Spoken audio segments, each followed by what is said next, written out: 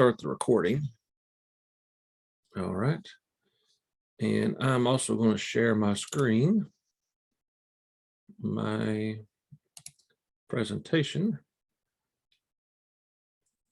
I'm going to try something different here. Somebody show me how to do this as part of a virtual, being a virtual background. If this works, then great. If it doesn't, then we'll try something different. Oh, look at that. Can you see me? Yep, that works. My hand disappeared. Okay, so you see the box. This is a little quick training. On the advanced tab, when you share, you have this ability to put yourself in the box. And right now, I am in the wrong part of it. I can actually move myself to another part here. How about that? Huh? All right. So we're learning as we go already. I'm learning. This is something new for me. I should have practiced it, but I didn't. First shame on me already, right? So welcome to the President's Training, part of the 2021 Winter TLI. I'm going to go a few slides in and then stop and take a picture. The picture is denote who has attended each one of the trainings for the district to be able to record our attendance today. So my name is John Grigsby. I am the president of the Pellissippi Toastmasters here in Knoxville, Tennessee.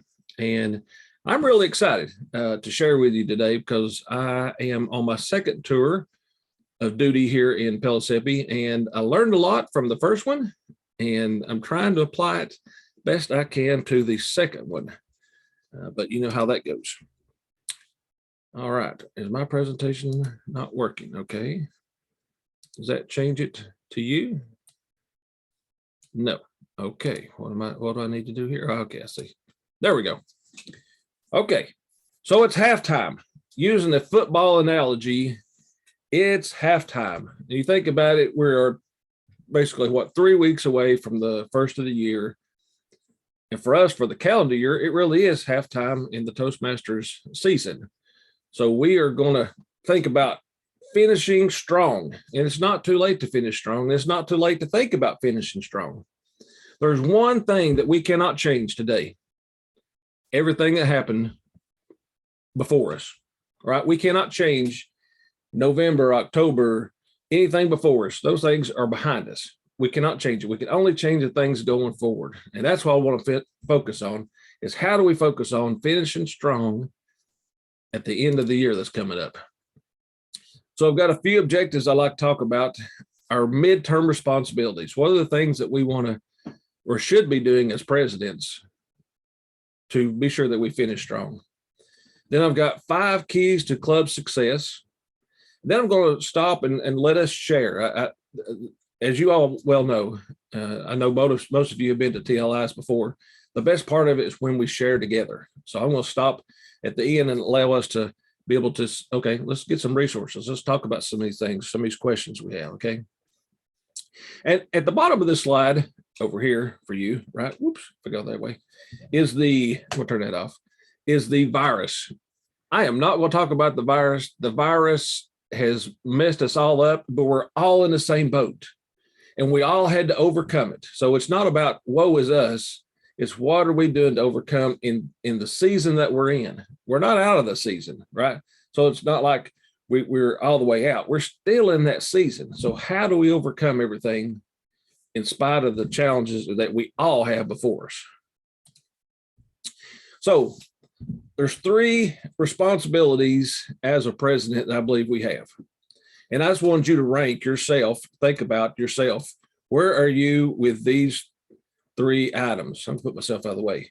Thinking of the frowny face all the way to a smiley face. I was going to put a scale 1 to 10. And I don't want to do that. But I want you to think of how are you doing in each one of these areas? So in the club meeting, how's your club meetings going? Are you struggling to get people to sign up?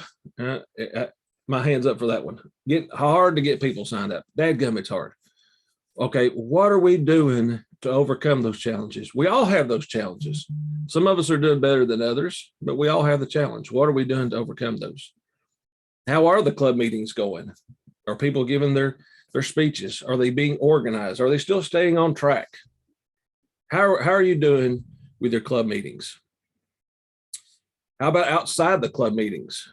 Are you still having some kind of socials? Do you still have some kind of things to do outside the club for preparation? All those different things that we do outside of the club, which dovetails into the executive committee. How are you doing with your leaders? Are you meeting monthly? Are you still on track? Are people doing their roles? In my club, I've had a few people pick up and really energize a couple of roles it just spurred our club in a mighty way. So how are you doing with those? Are you tracking things like you should be doing in the executive committee?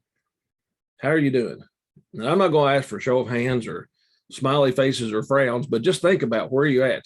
Maybe what things you want to take, one or two things away from here today and say, this is what I need to focus on the next 2 months to try to get some things back on track. So there's a few things I want to mention. First is our distinguished club report.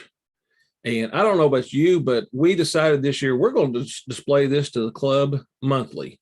Every month, I pull at this report and show my club. Now, most of them look, like a pig looking at a watch. Like, what the heck is that all about? I don't know what that means. So I try to explain it. And I go through, what all the goals are, where we're at, what we need. I don't know that they get it, but I think by us repeatedly showing this, they're going to start to get it, right? I think even in our officers, they don't get it sometimes. What does this mean? And if you don't understand what that means, what this report means, please get with me later. I'd love to lay it all out to you. It has changed over the past couple of years. Once we got rid of the competent communicators, the metrics changed. So what does all this mean? How do you get the points? What does it take to get the points? And how do you get to at least a 9 is our goal, right? Get to a 9. So share that with your club. Club success plan. We'll get my little fat head out of the way here. The club success plan. What does that look like? Okay, if I pull this up and you're looking at this, I'm like, I've never seen that before. We need to talk, right? We all need to be filling out our club success plan. And it really is a living document, should be throughout the whole year. So what has changed? There's some dates need to be changed. Some of the goals might change. Some of the people might change. Continue to update this document and share it with your officers. You need to be talking about this. This is really our goalpost or our guides, right? This sets our guides as a club. How do we do what we do and why do we do what we do, right? So there again, if you don't know how to get to this, and I just saw something, I just realized you can upload this now in Club Central. I don't think that was possible before, but now you can fill it out in PDF format and then upload it in the Club Central, which was not possible before. I think you just did on paper, your own paper. So like everything else, it is changing. The calendar, good gracious alive. Calendar, what's your calendar look like? Maybe you do something different. This is what we do in our club. I do a 6-month, and I've need to update this, but I just did a little snapshot to show you. These are our meeting dates in December, January, February, March. And I show this to our officers for us just to have an idea of what's going on, right? But right now, it's time to set your calendar for, guess what's coming up. In February, or I think it's February, March, is the International and Table Topics Contest. You need to go ahead and start planning that in your club. Here's ours on the 31st. We're doing ours in the club. We start back after the first of the year with just a table topics only, which means we have 2 meetings for people to get on the agenda to give their speeches to practice for the International and Table Topics. So it's time to get things rolling, right? Obviously, in March, we have our renewal dues. There's all kinds of things that happen during the year, and we just need to be talking about those. And be sure you have some kind of calendar like this that you can share not only with your officers, but with the club. They need to know what's going on as well, right? Succession plan. My term, just like your term, probably, ends June the 30th, right? Who's going to fill our shoes? Now's the time. Now's the time when we come back from break from Christmas and New Year's and you start your January, it's time to start asking people if they're interested in serving next year. They're not going to, you can probably agree with this. Most people are not just going to jump out and say, yeah, I'm ready to do that. I've already had one, but most people, it's going to take the time of asking them, talking about it, sharing about what they could do. And then if they think, yeah, that's something I could do. All right, maybe start sharing some of the role and responsibilities with them. Then having them start shadowing you. And then when it comes time for May for elections, it's an easy flow. Man, I like that easy flow, easy transition. Okay. All that starts if you start talking and asking people in January. Okay, I'm going to take a break from this. Stop recording or stop sharing. I will stop sharing.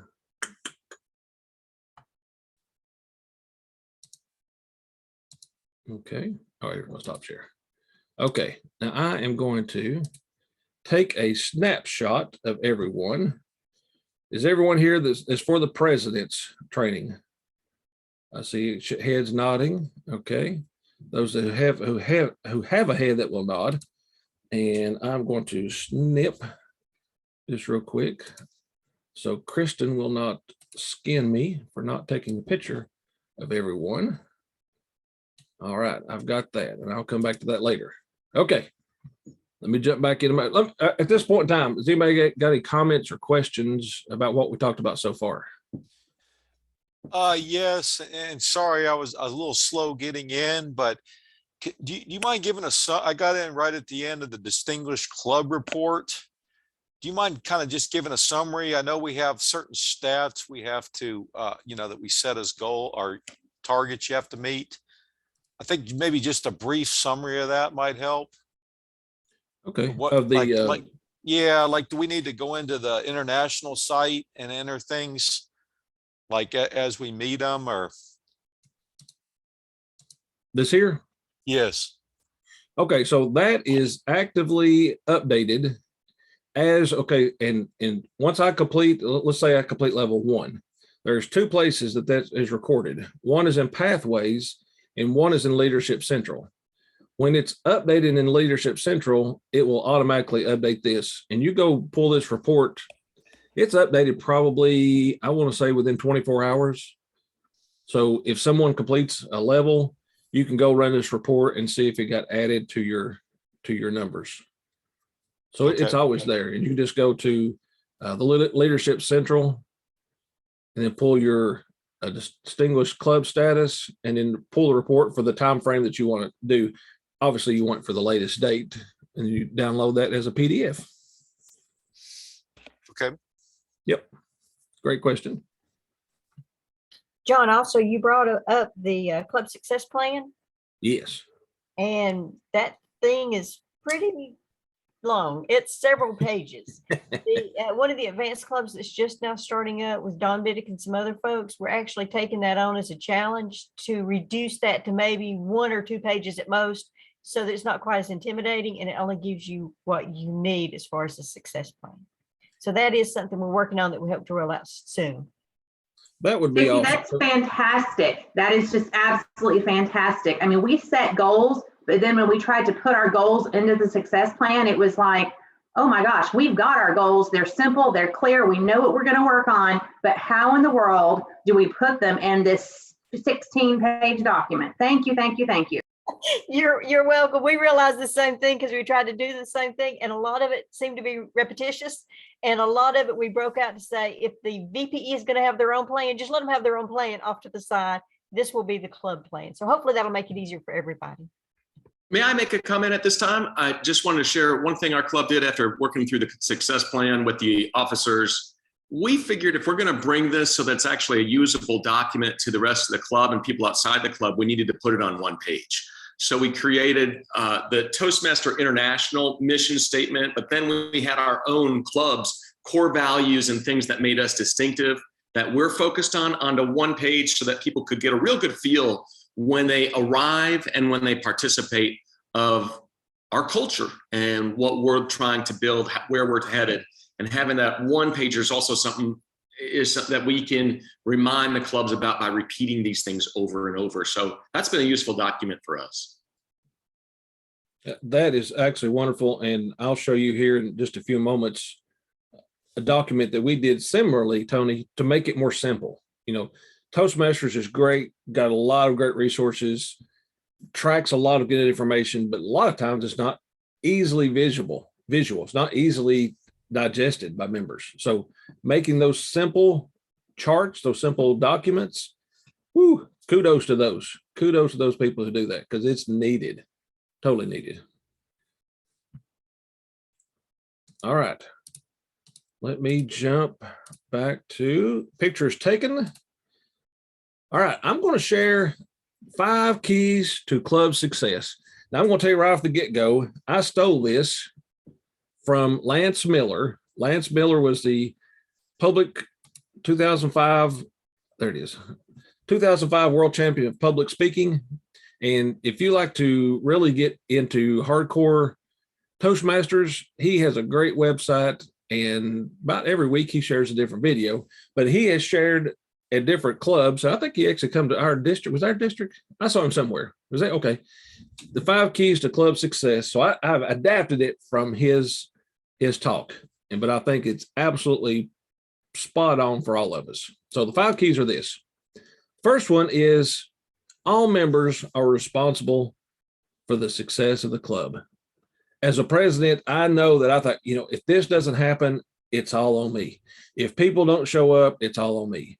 If we don't do this, it's all on me. To a degree it is, but it's also responsibility of the whole club. We're a club. We just happen to be the ones maybe in charge of certain things this year, right? Share that with your club. Now, that digestible to your club may be hard, but there again, how do you repeat it often enough to know that this is our club? We live and die based upon how we do as a club. Okay, you cannot do it all yourself.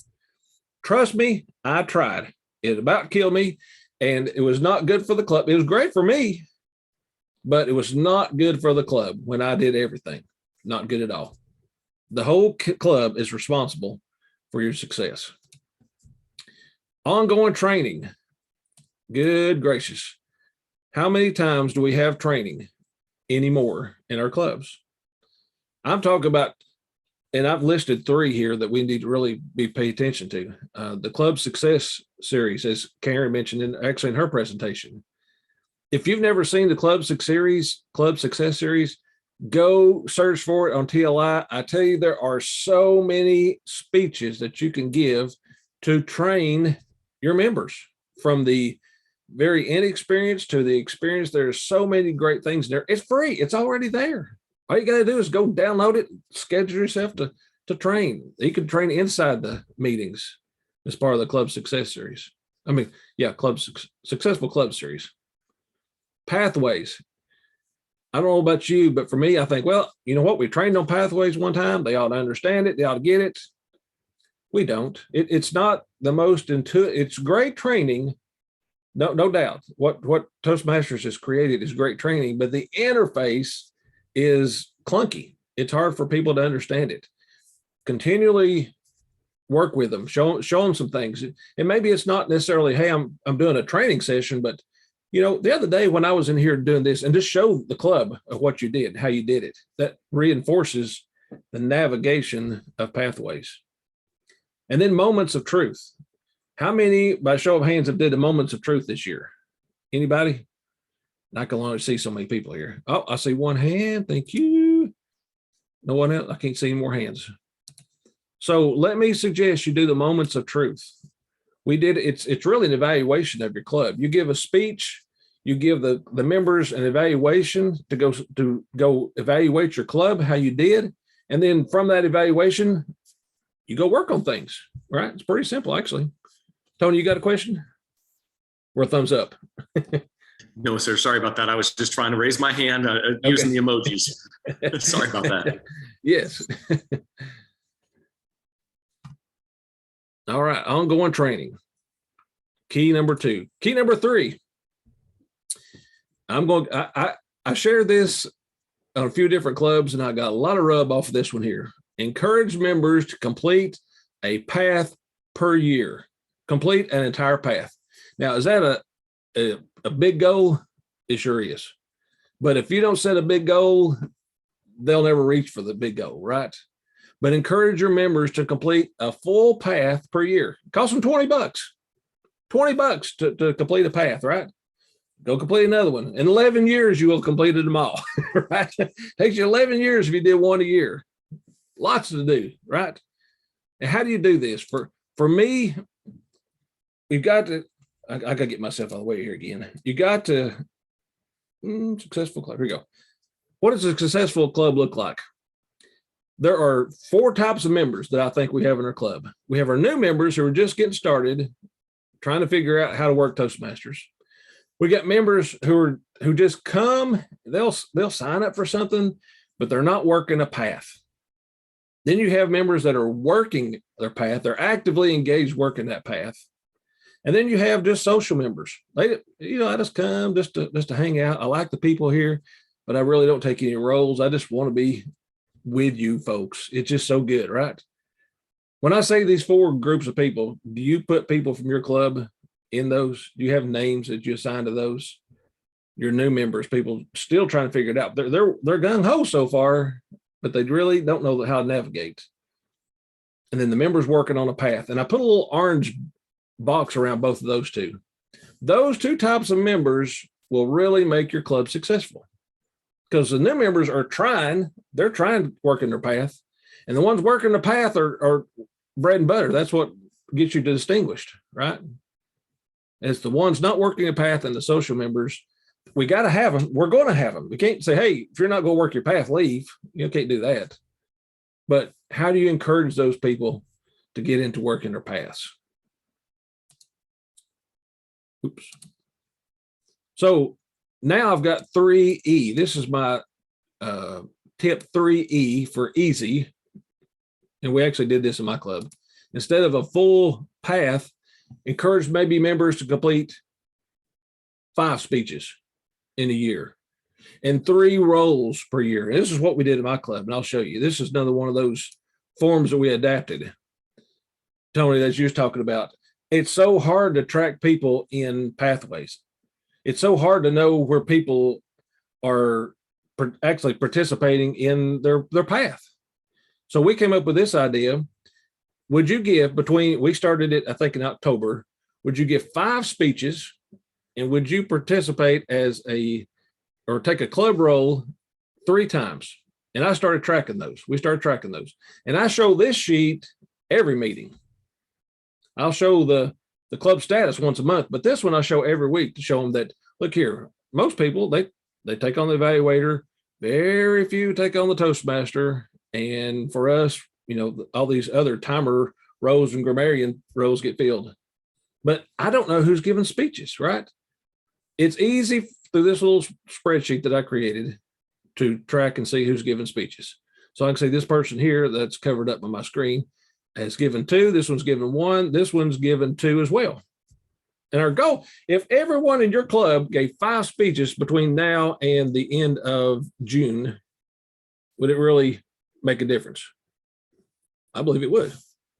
So this is another one of those spreadsheets that you have to create your own, right? But this is easily digested versus going in and showing all the stuff that you have in pathways.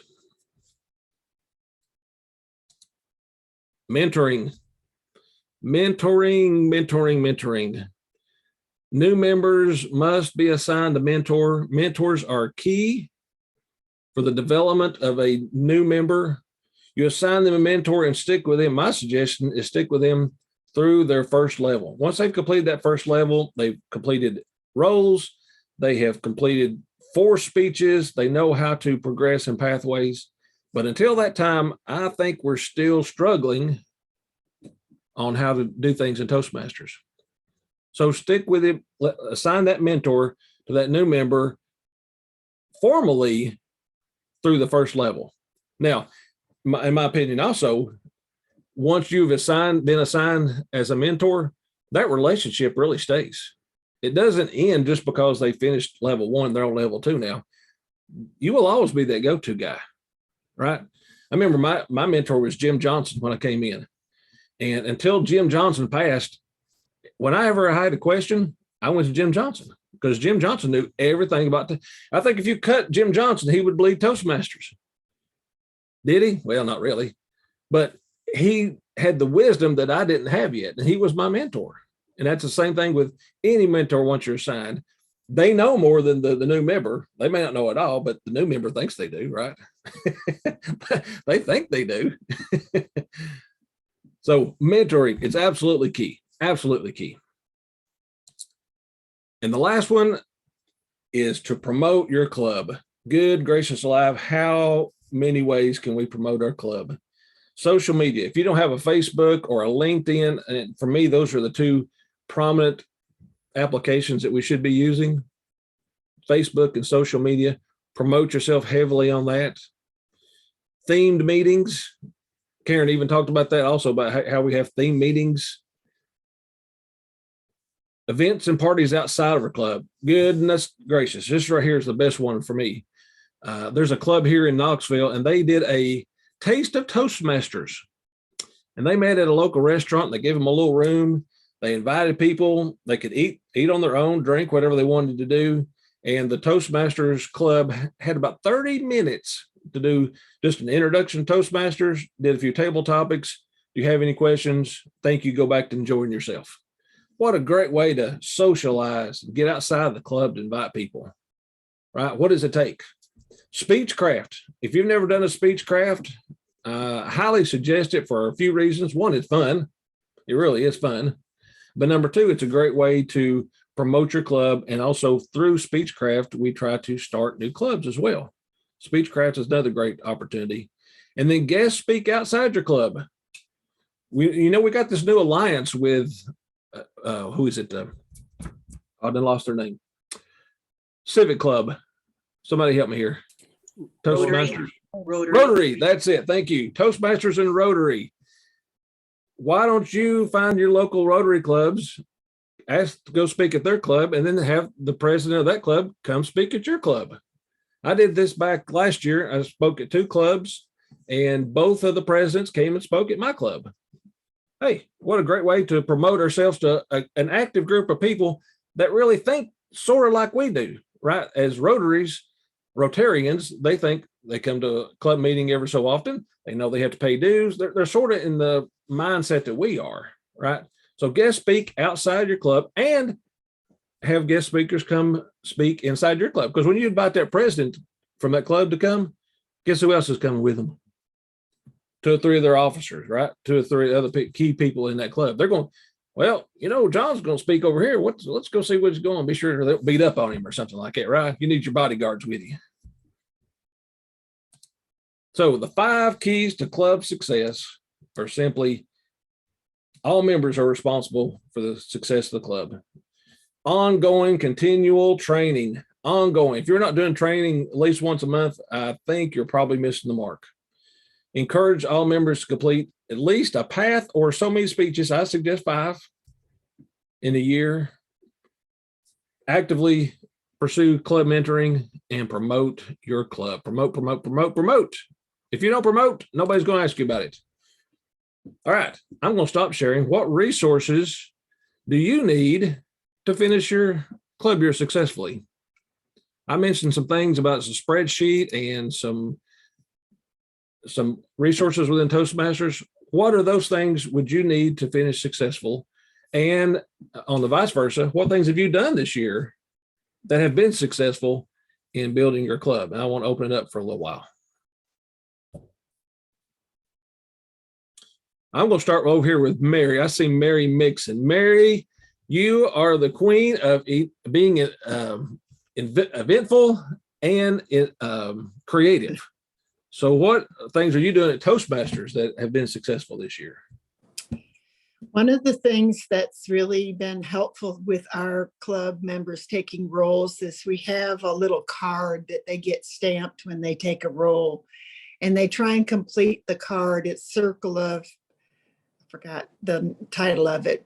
But it's used, and then once they complete that, they get a recognition for having completed that card. Then they start a next one, and that's been very helpful for us. Good. And we also really are big on our PR. We love to put things in the local newspaper. Winners of our speech contests, anybody who's received an award locally, because our group is a local group. Community group, and that's really been helpful. Very good. Very good. Thank you. Who else?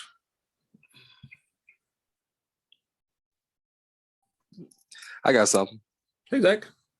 Hey, John. So here at True Blue, one of the things that we tried to accomplish was get more people, I guess, into the new job market. So one of the things we did, we found a local photographer who's in the area and gave members a free LinkedIn level headshot. So we thought that was a great idea.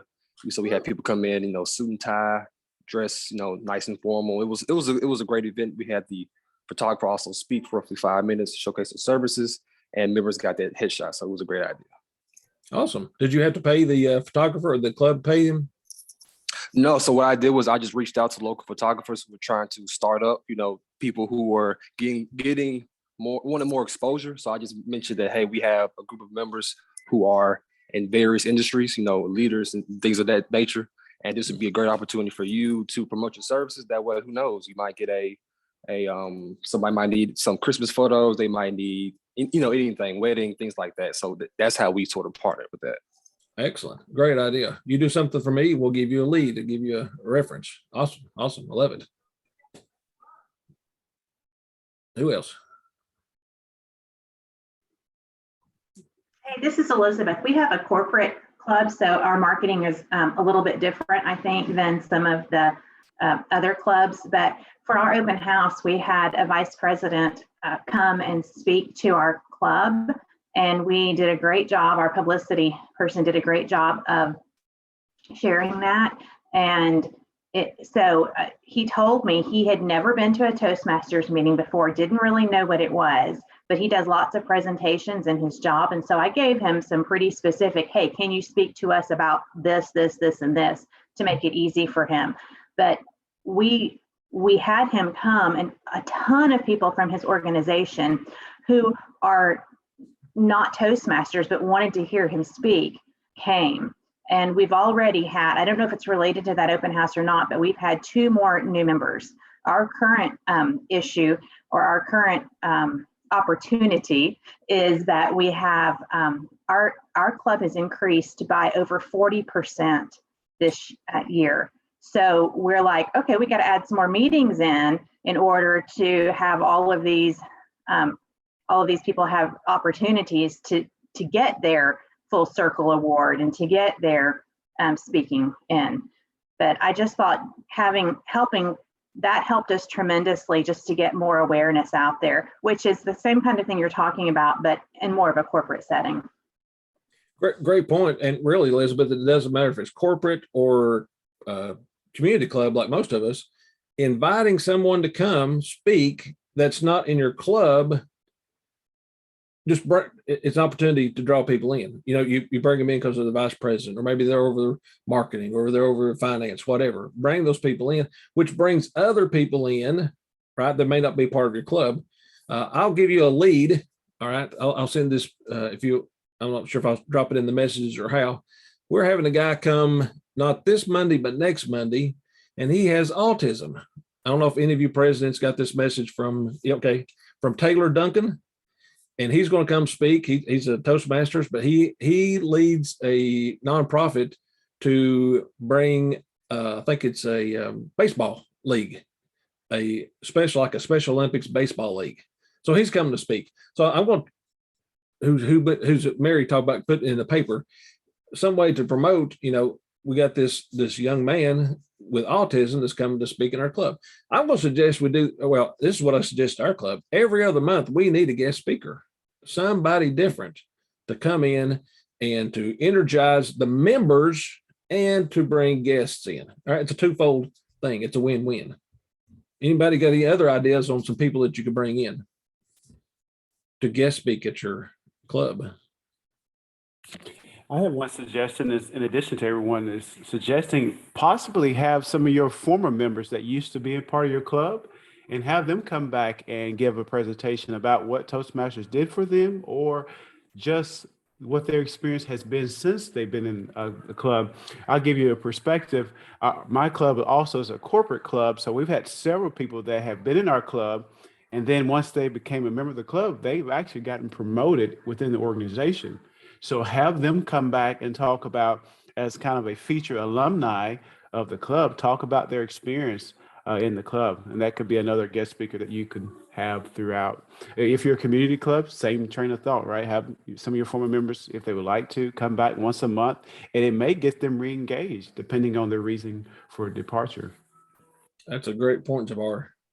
You know, we talked about, for those who use Free Toast Host, you've got those former members, you've got their contacts, should have, you know, and now that this season has changed, you know, if you 2 years ago, if they, yeah, I can't come because this has changed. I traveled all the time. Well, guess what? They're not traveling now, right?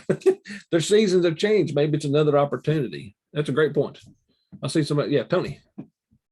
We have our meetings on, this is for Bert, Brentwood Early Risers Club, Toastmasters, and we meet every first and third Saturdays. So on our fifth Saturdays, we try to figure out, well, what is something that we could do that's unique? And we decided one Saturday, fifth Saturday at the end of October, to do a deep dive in storytelling and writing contest speeches. And we got Darren LaCroix to come and give an hour-long speech to our group, as well as Jana Landry, who has been on TV a number of times. And she has written a book recently on storytelling. Sometimes, especially when you have authors that have a new book or a new topic, that you could do the shoot for the moon thing with them. I wasn't able to get Matthew McConaughey, but you know what, how great would it be if you could have somebody that would be able to join? And so we put it up on YouTube, and we had people viewing around the world on that Zoom call. We had folks from Albania and Bulgaria that were in. So it was really quite fun. And we kept the link out here. I'll put the link in the notes for that. I think they did a really great job. And then the other thing is our club has it's their 45th anniversary this year. And so we're planning an anniversary party and trying to make a wonderful event, drawing people from years past that have been a part of the club to bring them back in. Who knows? We might get some recurring members that would say, oh, this is fun. I miss it. I want to join again. But we've been inviting them to help create the party because, you know, I've only been in for 3 years as the president, but they've got so much more history. We have some near charter members and charter members of this club. So that should be a fun event later on this spring. Yes. All right. All right. All right. As Matthew McConaughey would say. Any other thoughts, ideas? Hey, you know what? I'm going to parlay off what Tony mentioned there.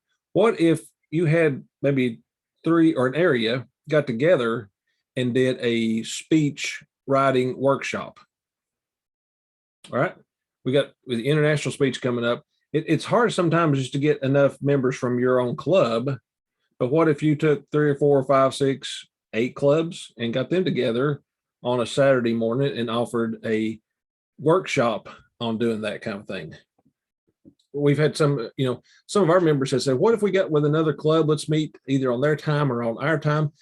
That doesn't work. Let's pick a different time, maybe a Thursday night or a Saturday morning, something different, and come up with an idea to get people together to help them, just with the idea of helping them with whatever it may be, like what's coming up now with the international contest. Okay, how do you write a really good speech?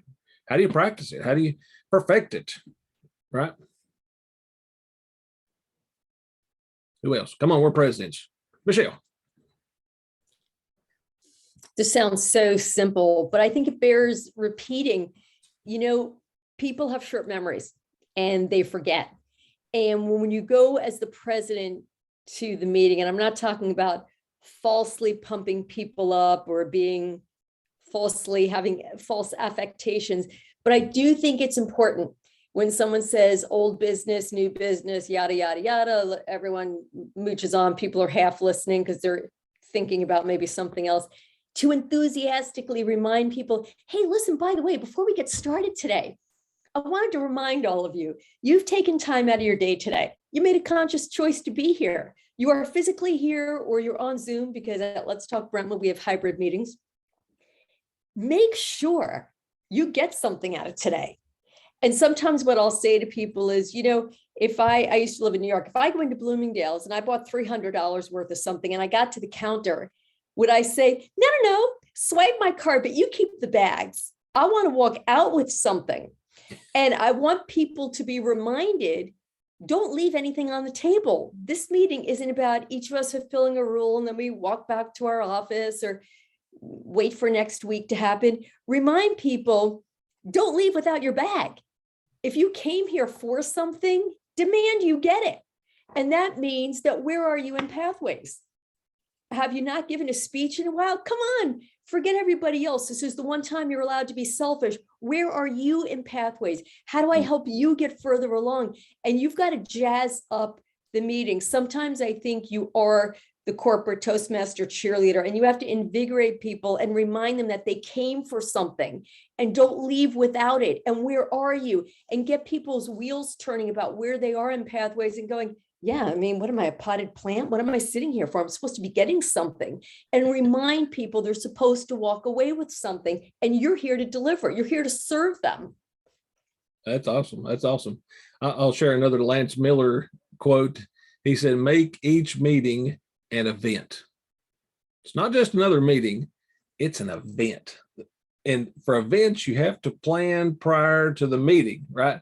Put a lot of effort into be sure that everyone gets something when they walk out of that meeting. Great suggestion. Anyone else? John, you were talking about getting members started on a path. Last year, we did something we called Ice Baby in January, since it's the coldest month of the year that we have. And we had everybody sign up for an icebreaker. Whether you've done one or not, sign up for one again. Oh, that's good. Just an icebreaker meeting, right? Love it. Love it. I saw Peg with her hand up too. Yes, just a couple of things that are working well for us at Wolf Hills in Virginia. We do mentoring ongoing. Everyone has a mentor for forever. You know, and each of us who are mentors also have mentors. So you've always got somebody paying attention to whether you're doing the next speech in the path and so on a more individual basis. Also, when it comes to signing up for roles, we do it in the meeting for the following meeting. So it's just something the VPE does toward the end of her report. And of course, we have Sonia Van Hook, who is the gift to Toastmasters. And she's just incredibly amazing. And she happens to be our VPE this year. But we just fill the roles and she'll say, okay, so I need this in the room. All right. I need this now. I'll take this off of Zoom. And it's just expected and everyone just does it. We never have a role unfilled. If somebody's not going to make it, then we get to the meeting and go, okay, now we need one of these. And somebody just steps up. It's something that we just don't have trouble with. So we're very, very lucky in that regard. But I think that filling during the meeting can be good rather than, oh, I have to remember I need to go look and sign up at a different time. That's a great idea. And what you have right there, Peg, I'm going to tell you, is a great culture, because it takes a culture to be able to have that ability to say, we're going to do this before we leave, right? You all have built a great culture there. I can tell you that. Right. Yes. And it's all very comfortable. It's not, oh, somebody's picking on somebody. It's all just everybody's in it together. As you say, everybody's responsible for the success. This crew really does get that. That's good. That's great. Yeah. They're lucky. Anyone else? It's 12:30. I think we're supposed to be wrapping up, but I love to hear great ideas. I know in this environment, you know, if we were together, we'd probably be talking over each other. I got so many ideas I want to share, but it's harder because only one person can talk at a time. And I know that. So I don't want to leave without somebody saying, you know what, I wish I would have brought up this or would have shared that. If you want to throw something in the chat, I will save the chat, or you can save the chat before you leave. You can save the chat at the bottom if you want to. I put this presentation in there. You can also, the three dots on the right, you can save the chat for yourself as well. This will be recorded, so you can go back and watch it later or share it with other members of your club. So anything else before we leave right now? I think we're going to go on break for a few minutes, but What else would be helpful before we leave here? What resources do you need? Anything we can do to help? John, I just want to say this was a great presentation. I have enjoyed this maybe more than anyone I've ever been in these trainings. It was fantastic. Well, thank you. Thank you. Thank you. The Lance Miller part of it, I've shared that a few times, and it's so good. It's so rich to me, and we all need to be reminded. I think Michelle mentioned it. We need to be reminded of these things. That's what today's about. Just be reminded. All right. If no one else, then we will leave the room. There's a little blue button. For me, it's down at the right-hand part of the screen. They'll probably close it off here in a few minutes. If you need to take a break and come back, go ahead and do that. And then we'll meet you in the main room. So thank you all for coming today.